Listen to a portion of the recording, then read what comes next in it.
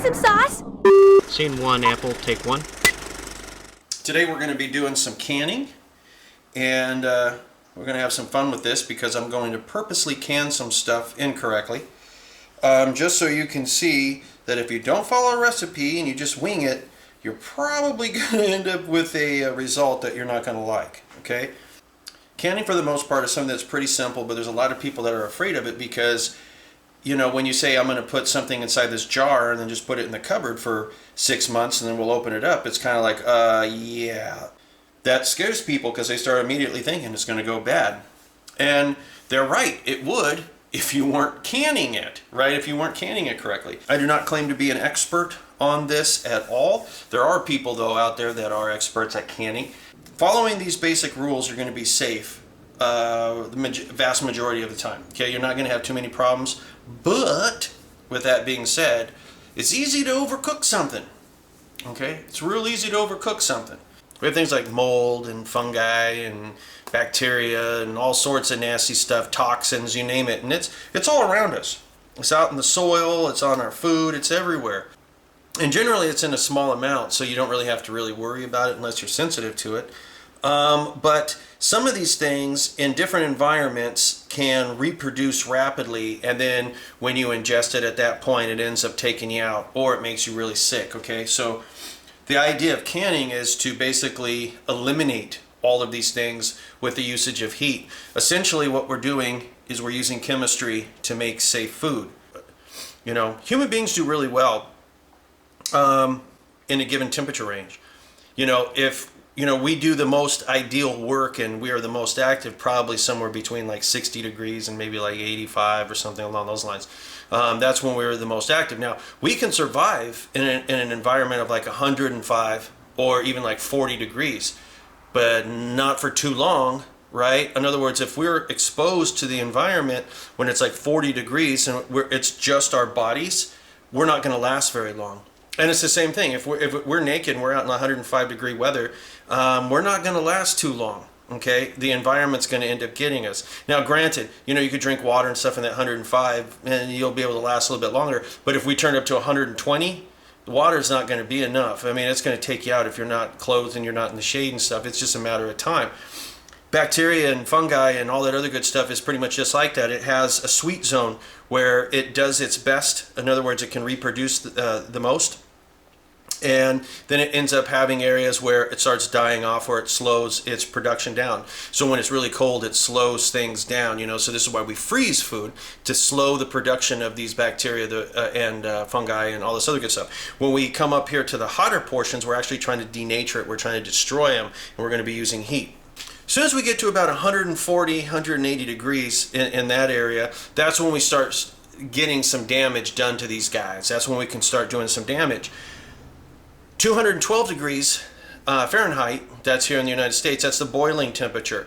And for foods that have a lot of acid in them, okay, that is a temperature that is good to really destroy a lot of things and also make it where it gets rid of certain toxins, and you can actually can stuff. Now, when I say high acid, I mean things like pickles, because we end up pouring vinegar inside there. Things like fruit also a lot of times have a lot of acid in them, so you can can things like that as well in just what's known as a water bath. If you have low acid food, in other words, chicken breast, or some vegetables or something along those lines, stew, who knows. Those are low acid generally. And low acid environments, well, bacteria does a lot better in low acid than it does in high acid. And that's one of the reasons why the high acid, you don't have to boil it as long or as hot, okay? But when you have low acid, you got to take the temperature way up.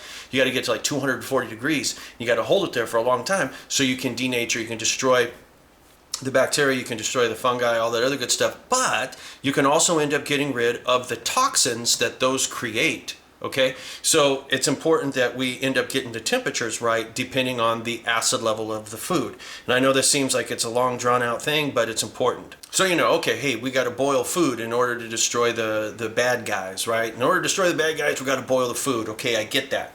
Well, there's more to it than just that.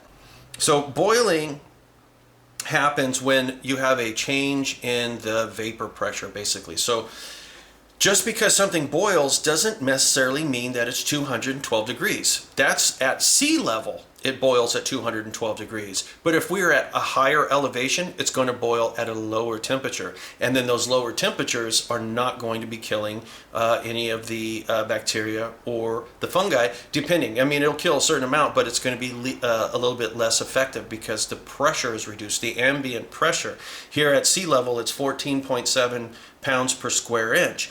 And about for every 1,000 feet you go up, it basically lowers about maybe like a half pound or something like that. So what we do is we increase the pressure in the container that we're boiling, and by doing so we increase the boiling point. And for every pound of pressure that we end up putting on a container, we end up generally raising the boiling point up about 2, maybe 3 degrees. Okay, so this is how a radiator cap also works on your car. That's why they have a certain weight on there. It might say 12, 15 pounds, 18 pounds, because it's putting that much pressure in there, so that way it prevents it from boiling over. But if the vehicle is very hot and you go out there and you open up that radiator cap, it goes and it explodes, because all of a sudden you allow that ambient pressure to shoot in, and the vapor pressure is greater than the ambient, and so it explodes, it comes up. But we're going to be doing something similar in here. We're going to be pressure canning. Okay, it's just like a pressure cooker, except it's much bigger and it's usually at a little bit higher pressure. If you are going to be pressure canning at sea level, I'm in San Diego, I'm right next to the ocean, I'm pretty much at sea level, I'm going to be using about 10 pounds, generally the weight. And the weights basically look like this, and this one is a 5, 10, and 15 pound. Each one of these is an increment of 5. So this would be 5 pounds. If I threw one of these on here, it'd be 10. And if I threw the other, it'd be 15 pounds of pressure per square inch during the time that we are canning. Okay. Now, if you live in a higher elevation, you might end up having to use 15 pounds, okay, to increase the pressure, simply because you're changing the temperature of the boiling point of water.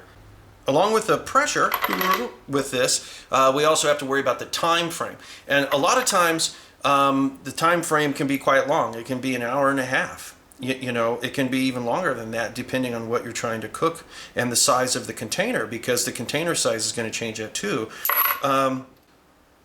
How do you know how long to boil something? That is a very good question, and you need to go to the experts for that. Now, there's ways to figure it out. You're on your own, but it's best to go with the tried and true experts, the people that do this stuff all the time, to see which is the most effective, okay? You can get books from the manufacturers of the mason jars themselves, like Ball. They've got recipes that tells you the amount of weight you should be using.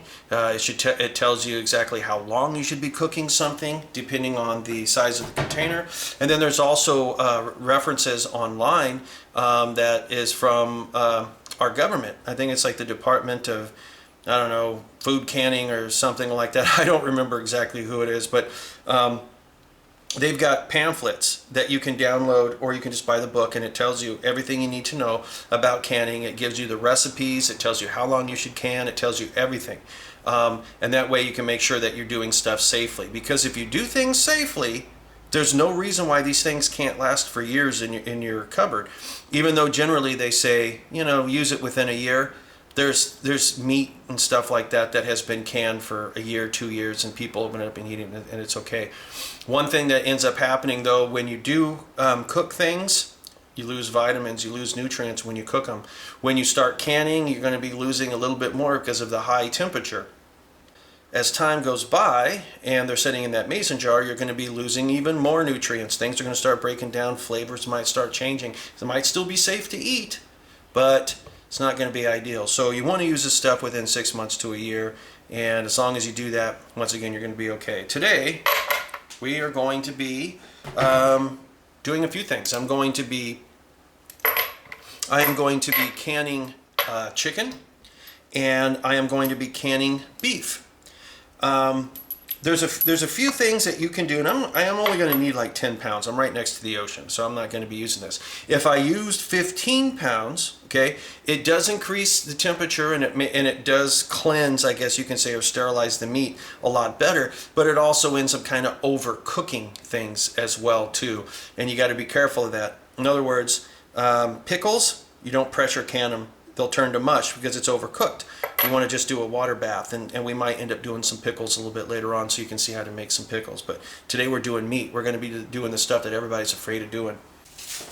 When you are getting your meat, you want to make sure that you minimize the amount of fat that the meat has, okay? Because fat is really not a very good thing for canning, because what happens is during the time that this is boiling inside there, the fat rises to the surface and it gets up to the close to the top of the lid, and air escapes, and sometimes liquid escapes too. And when that happens, if there's fat that goes around the rim, when it's trying to escape and it's getting ready to create that vacuum and all the other good stuff, can damage the seal, and that's no good. So you want to minimize the amount of fat. A little bit of fat is okay, but if you see large chunks of fat, don't use them. Don't put it in there. So like in this particular case, we have a piece of meat right here. That's fine, okay? But we have a huge chunk of fat right here, okay? Huge chunk.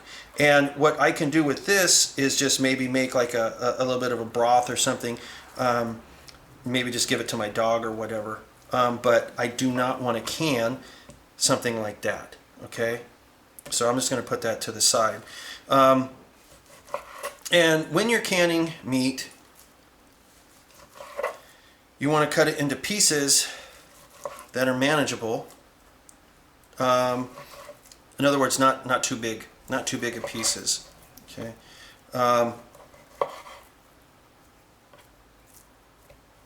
Also, when you see meat and it's kind of like browning a little bit, that doesn't mean that it's gone bad.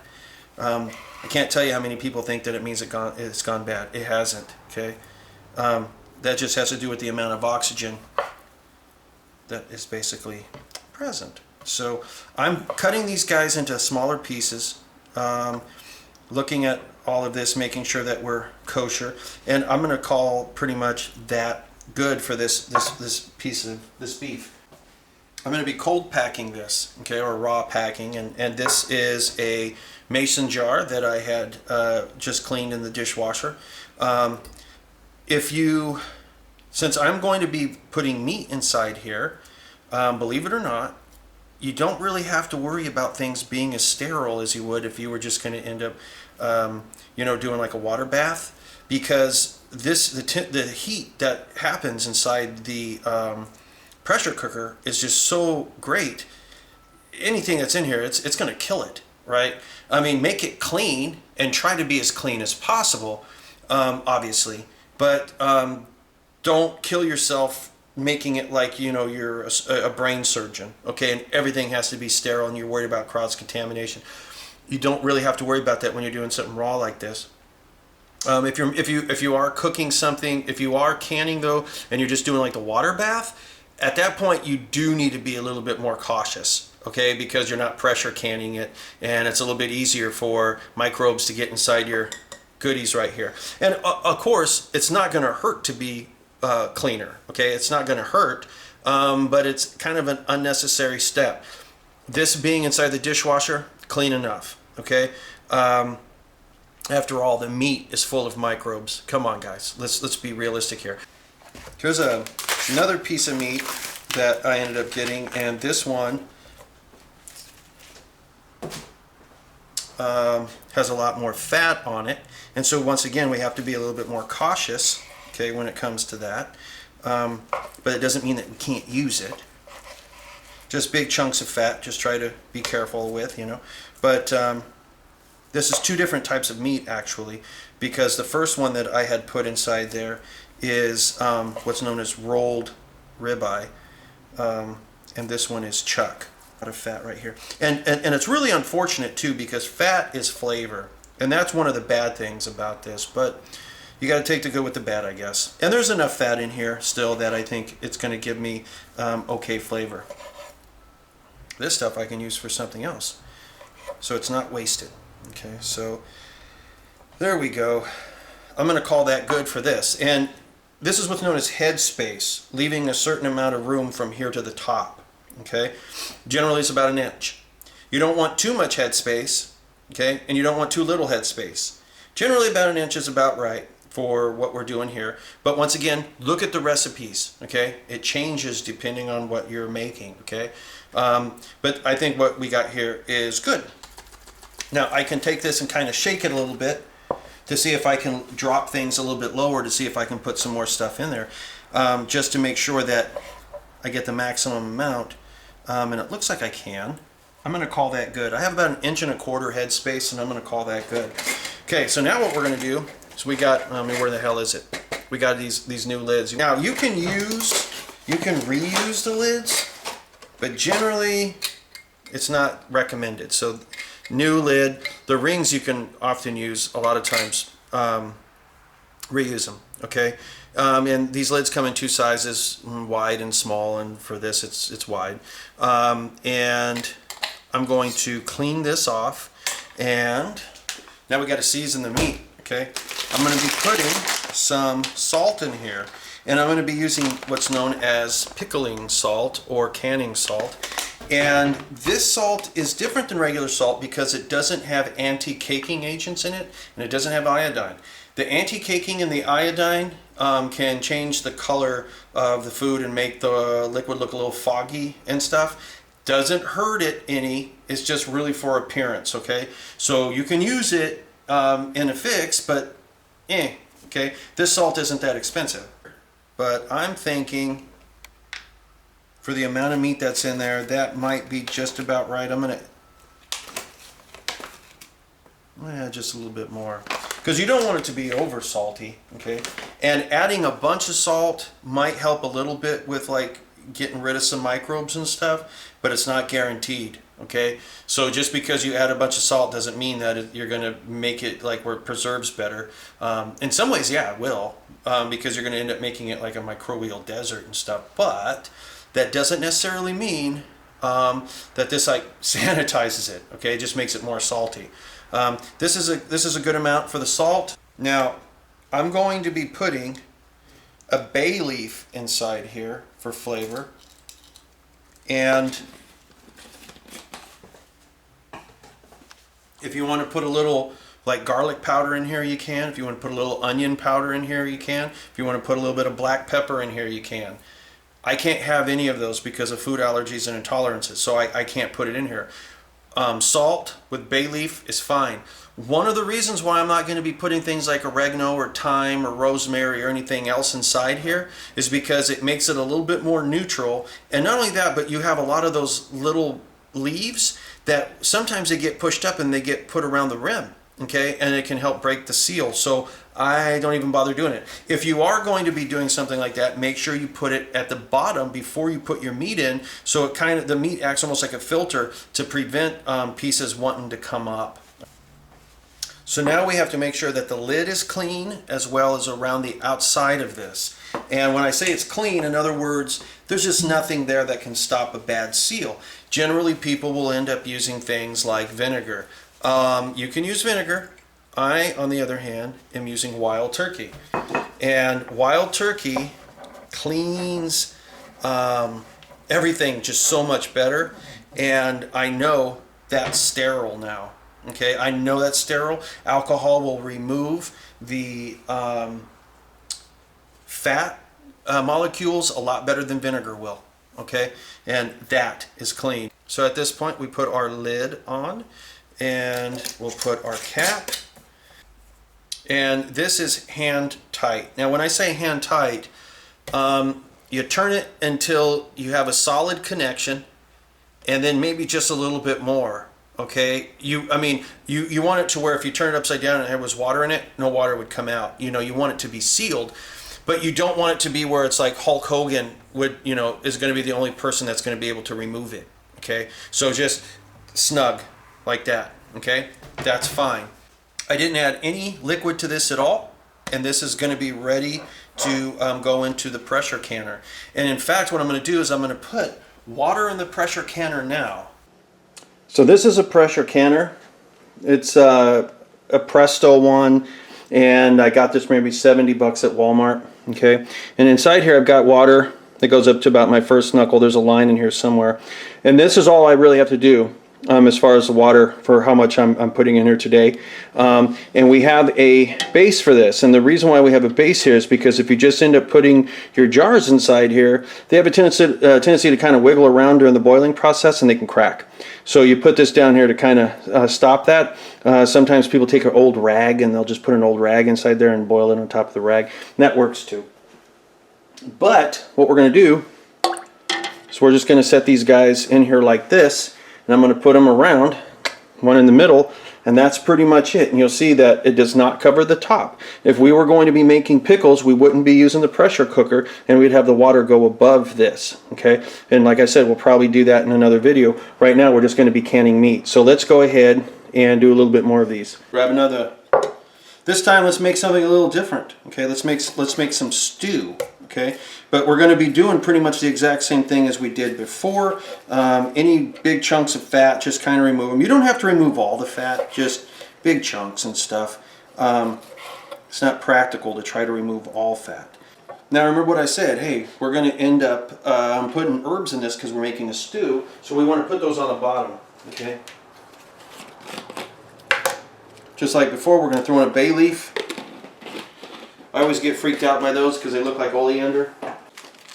Here's a little bit of thyme. Let's put a little bit of basil in here. There's a little bit of red chili flakes. Actually, I have a pretty good idea for this. I'm kind of doing this as I go along.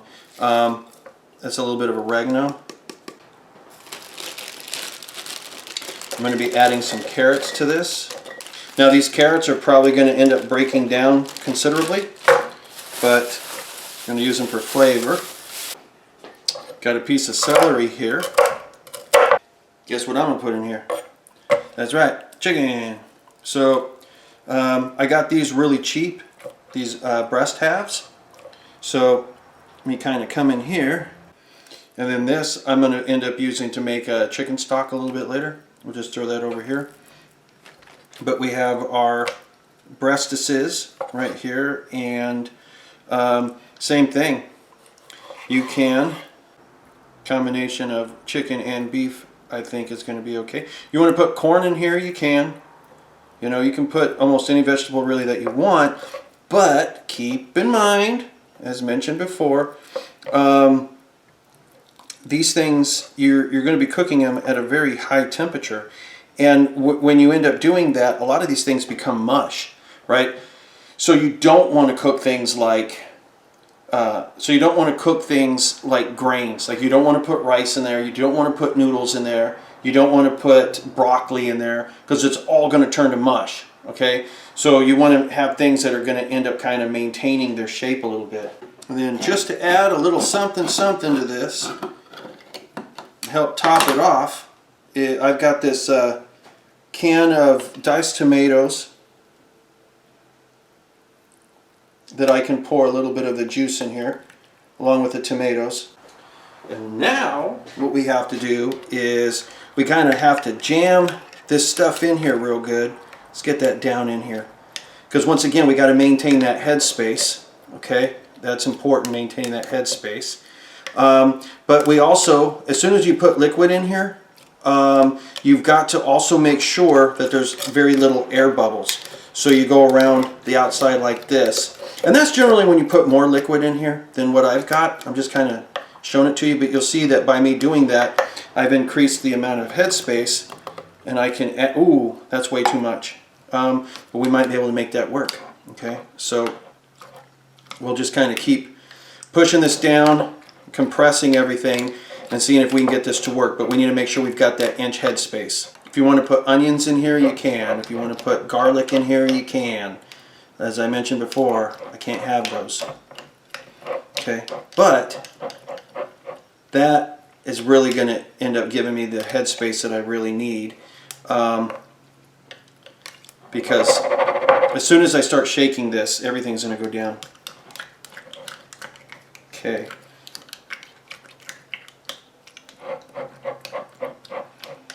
And you can use fresh tomatoes. You can use fresh. Okay, I'm just using these because they were available. They were in the cupboard. Might as well get rid of them and add a little bit of flavor to my soup. So once again, take a little bit of my whiskey, and I'm cleaning not only the top, but I'm cleaning the outside rim. So it's out here that I'm cleaning, but I'm also cleaning the very, very top. Okay, that is clean. Some people will warm up. Some people will take their lids and keep them in simmering water to soften the seal.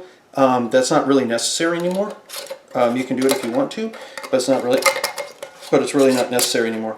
So same thing, hand tight, we're good. Okay, this can go in there, and you know, I can kind of take this and shake it a little bit to make sure that I've got that headspace that I need. It's important to remember that during the time that you are pressure canning these, you are going to have some leakage. There's going to be some stuff that spews out the top, okay? So during the time that you're cooking, you might smell stew, you might smell meat. Some of the liquid is going to come out, okay? It's normal. So don't freak out about that. And it's also, you know, you might start with like 1.25 inch headspace, and when you take it out, you might end up having 2 inches headspace, okay? It's kind of normal on some things, so don't freak out.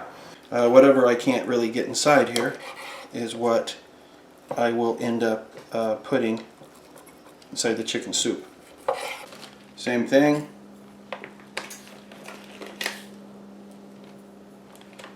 Put some salt inside there. Take my wild turkey rag. And I did it with everything else. Let's go ahead and do it with this too. Let's stick a bay leaf in here. So we had all that meat, and we only got 3 containers. I mean, so you can store a lot, okay? So let's go ahead and turn that heat on.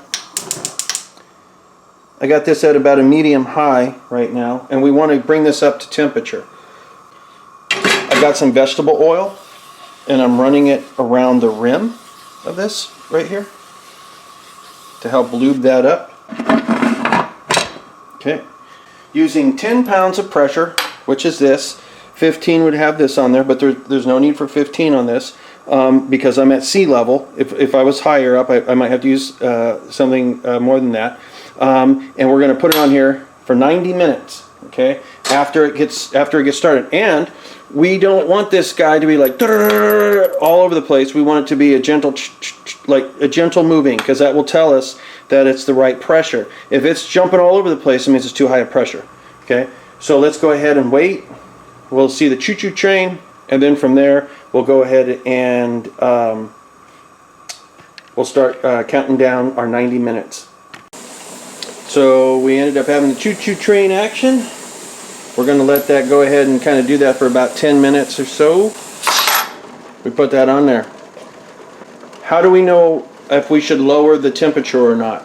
Okay, we're going to have to wait, and we are going to watch that do a little dance. And that dance is going to tell us if we need to turn the fire down or we need to turn the fire up. If it doesn't do a dance, it's too low.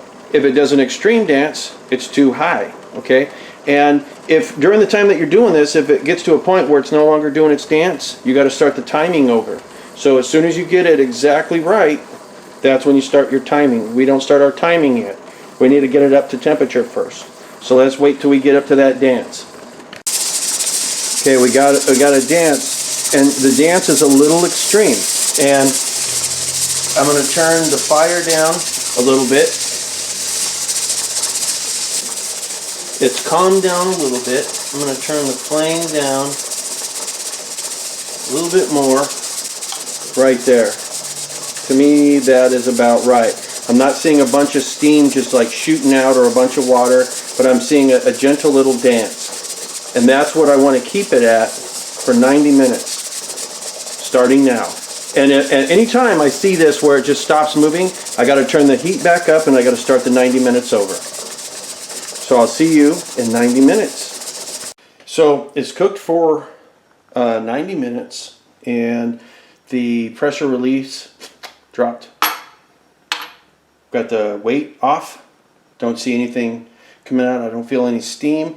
Generally you want to wait about 10 minutes just to make sure, but I know that this is good, so we can go ahead and remove this. This is still very hot, and if you hear any boiling inside there, do not open this, because as soon as that pressure comes in, you're in trouble. It's important that this, though, is down there in the back. So from here, we're going to turn this until we have it open. We're going to away from us, so if there's any steam, it doesn't hit us in the face, and bring it over. But when we lift this up, this is our chicken. Okay, we'll put this out here. Don't put it on a cold surface. I've got something over here that's not cold, but what we're going to be doing is we're going to go ahead and let this cool off. And you can see that the stuff is still boiling in the bottles, and this is why you don't want to put it on a cold surface, because you don't want to have thermal shock happen. But we're just going to go ahead and let these sit here, and we're going to let it set 24 hours. And these have cooled off now, and that is that. So you can see we've got an increased amount of headspace here. Also on the top here we've got some fat. That's okay. We have a little bit more headspace than we started with, but that's okay. And we've got our chicken here, and that's looking pretty good. And it lowered a lot with this. And we didn't really add any water or anything to this at all. So basically the meat had shrunk, the water in the meat had left, everything got more condensed, and that's why we have a larger headspace. If during the time that you are canning you end up losing a lot of liquid, this isn't really based on losing liquid. This is really more of condensing. But if you were to lose a lot, like it were to siphon out, if you lose more than half of the liquid, generally that means it's probably not a good idea to store it for a long time. Try to use it as first chance you get. If you end up having something like this, we're golden. It's good. You want to look at the tops of the lids here. They should have an indentation in them. Right here in the middle there's usually like a little dimple. If that is not sucked in other words, there was not a vacuum formed on this, that means it was a bad seal. Don't store it. You want to make sure that you've got a good seal. You also want to make sure that you take the rings off and you do not store them with the rings on there. It can cause all sorts of problems. Okay. Sometimes what happens is food, during the time that you are pressure canning this, food leaks out and it gets underneath there, and it becomes basically an area where it can start creating all types of nice little colonies of nastiness. It can cause rust, make it where it's hard to get this thing off. Sometimes it can actually end up breaking the seal on this. Okay, so you just want to take those rings off. You don't need them. And how do you know that the seal is good? You should be able to lift it up by the seal and it shouldn't break. Okay, if you lift it up and the seal breaks, he has a bad seal. And you want to eat it as soon as you can. Make sure that when you pop the seal off, you can hear that vacuum, open up like a can of tennis balls. Make sure you don't see things in here growing, like mold and things like that. That's a bad sign. And if at any time it's ever bulging, get rid of it. That's a dead giveaway that you're dealing with botulism and stuff. And at the end of the day, when it comes to canning, it is really botulism and its toxins that you're really trying to get rid of. That's the thing that scares everybody, is botulism. And there's, hey, that's something you don't want to mess with. It's nasty. But I'm not even going to bother marking these because I know I'm going to use all of them up probably within 2 weeks. This essentially is taking the place of my refrigerator. Everything is cooked already. Technically, I can just open this up and just eat it straight out of the bottle without even heating it up. Okay, because everything has been basically sanitized, or I should say sterilized.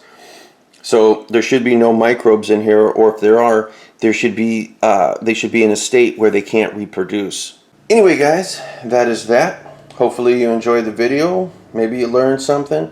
And as I have said before, make sure that if you get into canning, that you end up reviewing the books or the pamphlets that are done by the experts to limit or minimize the amount of foodborne illness that you can get from this. Because even though it is a great way to store food, it's a great way to save money on food, because anytime you see stuff on sale, you get it and you just can it, you're good to go. It's cheaper than running a refrigerator, right? In the freezer, it's a lot cheaper. There's all sorts of pros to it. But, if you get sick from eating something from this, and all those pros don't really mean a whole hell of a lot. But that illness, the foodborne illness, though, can easily be taken care of just by following some simple precautions, following recipes and the methods that are tried and true. Okay, don't be experimenting or anything like that until you know you've got a good handle on it. And then at that point, if you want to experiment, cool, fine, dandy. But all of the people that are experts on this have done all the experimenting for you. Okay, and they've been doing it for hundreds of years, so it's best just to follow their advice. Anyway, guys, that is that. If you enjoyed the video, make sure you click like, make sure you hit subscribe, and maybe in the future I'll be doing things like pickles and things like that, and maybe doing some more canning just to show you that, hey man, you can do all sorts of stuff at home and save a lot of money and have more control over the food that you are feeding yourself and your family. So until next time, guys, I'll talk to you later.